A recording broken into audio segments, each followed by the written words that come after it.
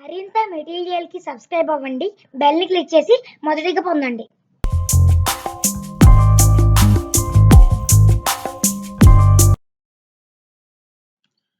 ఇటీవల కాలంలో గ్రూప్స్ అభ్యర్థులను ఎకానమీ తర్వాత అత్యంత ఒత్తిడికి గురి చేస్తున్న సబ్జెక్ట్ ఇండియన్ పాలిటీ. ఇంతవరకు ఈ ఛానల్ మార్కెట్లో లభ్యం కాని క్లిష్టమైన టాపిక్స్పై వీడియోలు చేస్తూ ఉంది. కానీ ఇటీవల పేపర్ సరళను చూస్తుంటే ఇండియన్ పాలిటీపై కూడా ప్రశ్నలు క్లిష్టంగా వస్తున్నాయి. ఈ కారణంగా పాలిటీపై ఖచ్చితంగా 10 నుంచి 15 మార్కులు వచ్చే విధంగా ఒక 2-3 టాపిక్స్ పై వీడియో చేయాలని నిర్ణయించాం. అందులో భాగంగా ఈ వీడియోస్ని చేస్తున్నాం. భారత రాజ్యాంగానికి సంబంధించి అత్యధిక ప్రకరణలు ప్రవేశపెట్టడంలోను, అత్యధిక ప్రకరణలు సవరణ చేయడంలోను, అలాగే భాగాలను ప్రవేశపెట్టడంలోను 42వ రాజ్యాంగ సవరణ చట్టానికి ప్రాధాన్యత ఉంది. అందుకే దీనిని మినీ రాజ్యాంగం అంటారు. ఎందుకంటే ప్రవేశిక, ప్రాథమిక హక్కులు, విధులు, ఆదేశ సూత్రాలు, జాతీయ అత్యవసర పరిస్థితులు, అదేవిధంగా కేబినెట్, రాష్ట్రపతి మొదలైన అనేక అంశాలని ఈ రాజ్యాంగ సవరణ చట్టంలో ప్రస్తావించారు. ప్రతి పరీక్షల్లో కూడా 2 నుంచి 3 ప్రశ్నలు ఈ 42వ రాజ్యాంగ సవరణ చట్టంపై వస్తున్నాయన్న భావంతో ఈ వీడియో చేయడం జరిగింది. భారత రాజ్యాంగంలో ఇన్ని ప్రకరణలు చేర్చడంలో కానీ, ప్రకరణలు సవరణ చేయడంలో కానీ ఉన్న నేపథ్యం ఏంటంటే 1967 గోలక్నాథ్ కేసులో సుప్రీంకోర్టు ప్రాథమిక హక్కులను సవరించే అధికారం పార్లమెంటుకు లేదని, అలా సవరించాలంటే ప్రత్యేక రాజ్యాంగ పరిషత్ను తిరిగి ఏర్పాటు చేసుకోవాలని ఒక కీలకమైన తీర్పు చెప్పింది. దీన్ని దృష్టిలో ఉంచుకొని పార్లమెంట్ యొక్క ఆధిక్యతను కాపాడడానికి తిరిగి 24వ సవరణను పార్లమెంట్ చేసింది. ఇందులో ఏం చెప్పిందంటే రాజ్యాంగంలోని ఏ భాగాన్నైనా సరే సవరించుకోవచ్చు. దీనిపై 1973లో కేశవానంద భారతి కేసులో తిరిగి సుప్రీంకోర్టు ప్రాథమిక హక్కులను సవరించే అధికారం పార్లమెంటుకు ఉందని, కానీ రాజ్యాంగం యొక్క మౌలిక సూత్రాలకు మాత్రం భంగం కలిగించరాదని, అలాగే న్యాయ సమీక్ష అధికారాన్ని పార్లమెంటు ఎప్పటికీ సవరించజాలదని చెప్పింది. ఈ తీర్పుపై అసంతృప్తి చెందిన పార్లమెంటు 42వ రాజ్యాంగ సవరణ చట్టం ద్వారా కొన్ని ముఖ్యమైన అధికారాలను తిరిగి పొందింది. అవి 1. రాజ్యాంగ సవరణ విషయంలో అపరిమిత అధికారాన్ని పొందడం. 2. ప్రాథమిక హక్కులపై ఆదేశ సూత్రాలకు ఆధిక్యాన్ని కల్పించడం. అనగా ఆర్టికల్ 14, 19 కన్నా ఆర్టికల్ 39 BCలది ఆధిక్యత.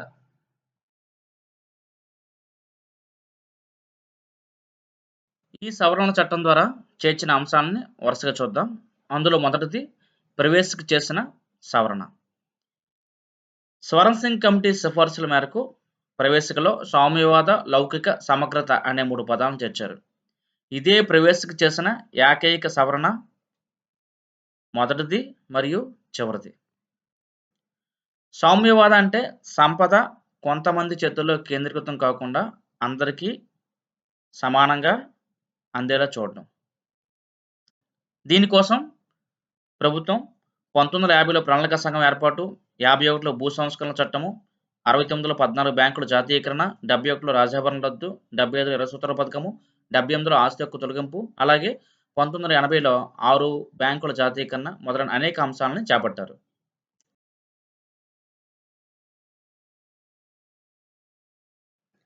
రెండవది లౌకిక.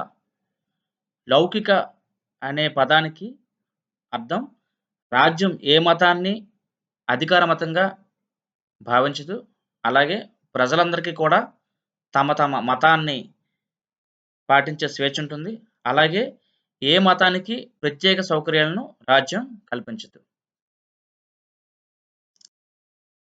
ఈ సవరణ చట్టంలో చేర్చిన భాగాలు 2. 1 4A భాగం. ఇందులో ఆర్టికల్ 51Aలో 10 ప్రాథమిక విధులను చేర్చారు.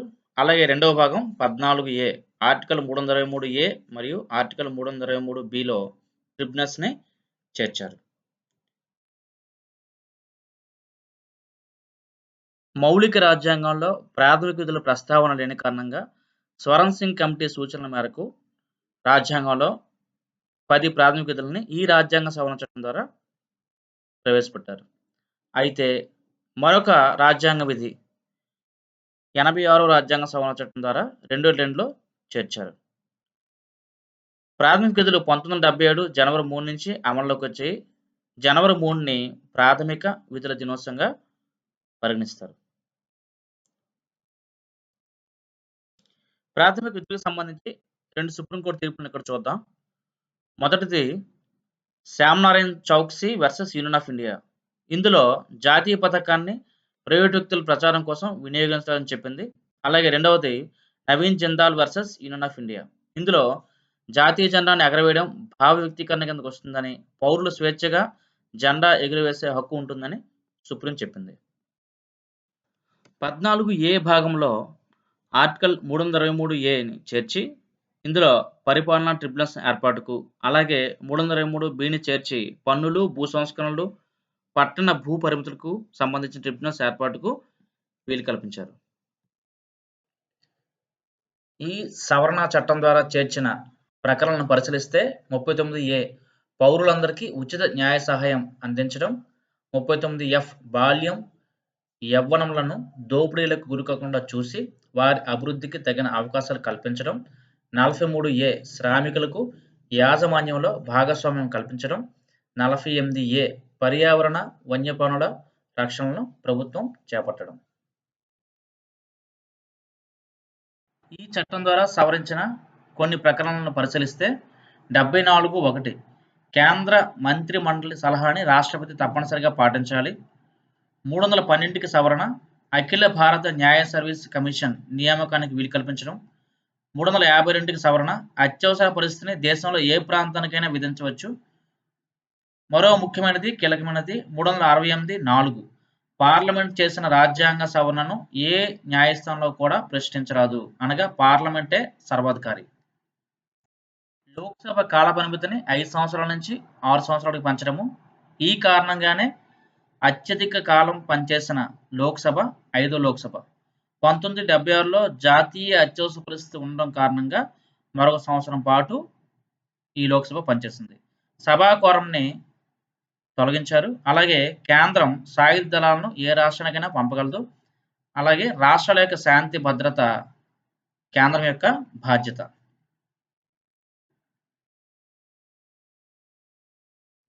ఈ చట్టం ద్వారా 7వ షెడ్యూల్ను కూడా సవరించారు. ఇందులో రాష్ట్ర జాబితాలో ఉన్న కొన్ని అంశాలను ఉమ్మడి జాబితాలోకి మార్చారు. ఈ చట్టం ద్వారా ఉమ్మడి జాబితాలోకి మార్చిన అంశాలు చూస్తే అడవుల పరిరక్షణ, తూనికలు కొలతలు, విద్య, జనాభా నియంత్రణ, న్యాయ పరిపాలన. ఈ 42వ రాజ్యాంగ సవరణ చట్టం ద్వారా అత్యంత వివాదాస్పదమైన అంశాలు: 1 ప్రాథమిక హక్కుల కంటే ఆది సూత్రాలకు ఆధిక్యం కలిగించడము. రెండవది ఏంటంటే 368వ అధికరణని సవరించడం. మౌలిక రాజ్యాంగంలో 368వ అధికరణ రాజ్యాంగాన్ని సవరించే ప్రక్రియ అని పేర్కొంది. కానీ 1971లో 24వ రాజ్యాంగ సవరణ ద్వారా ఈ పదబంధాన్ని రాజ్యాంగాన్ని ప్రక్రియను సవరించే అధికారం, power to amend for amend constitution and procedure thereof. ఈ 368లోని అంశాలను ఇప్పటికి 2 సార్లు సవరించారు. మొదటిసారిగా 24వ రాజ్యాంగ సవరణ 1974లో, అలాగే 42వ రాజ్యాంగ సవరణ 1976లో. ఈ 368లో మొత్తం 5 సబ్ క్లాసులు ఉన్నాయి. అందులో చివరి 2 4, 5 ఈ రెండింటిని కూడా 42వ రాజ్యాంగ సవరణ చట్టం ద్వారా చేర్చారు. 4 ఏం చెప్తుందంటే పార్లమెంట్ చేసిన రాజ్యాంగ సవరణను రాజ్యాంగ విరుద్ధమంటూ న్యాయస్థానంలో ప్రశ్నించడానికి వీల్లేదు.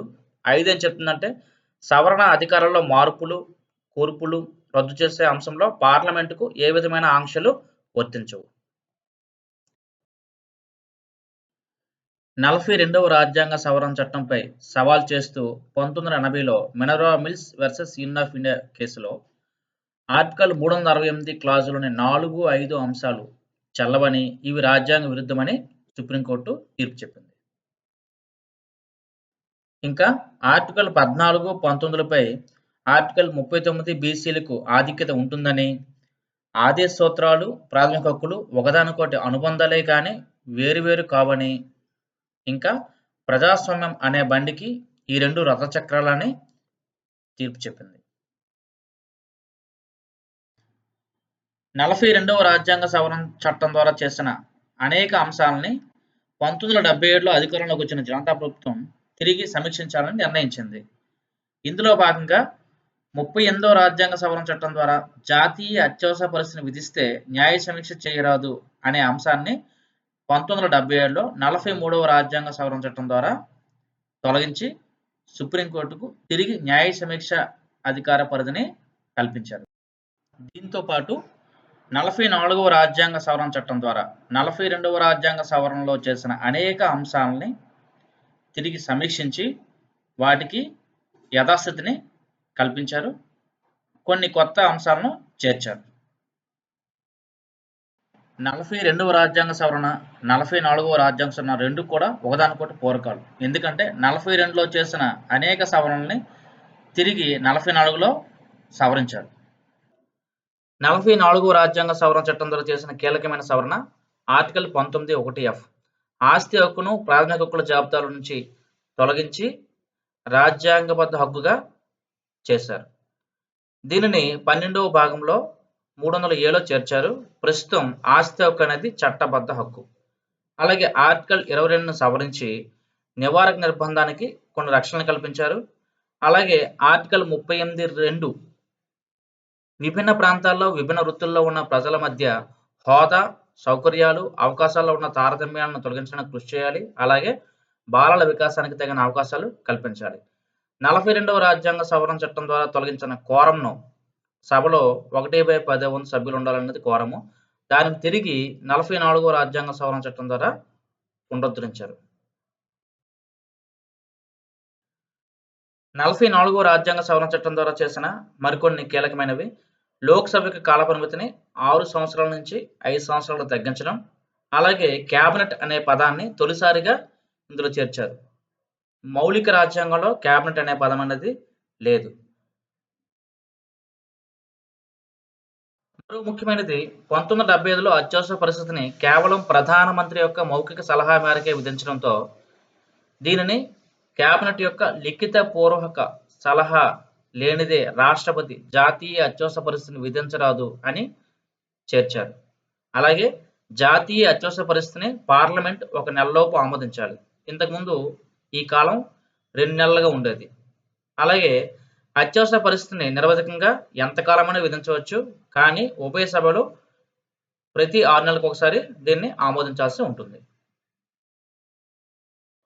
42వ రాజ్యాంగ సవరణ చట్టం ద్వారా చేసిన కేంద్ర మంత్రిమండలి సిఫార్సుని రాష్ట్రపతి తప్పనిసరిగా ఆమోదించాలి అనే అంశానికి తిరిగి సవరించారు. కేబినెట్ సలహా లేదా సిఫార్సుని రాష్ట్రపతి పునః పరిశీలనకు తిరిగి పంపవచ్చు.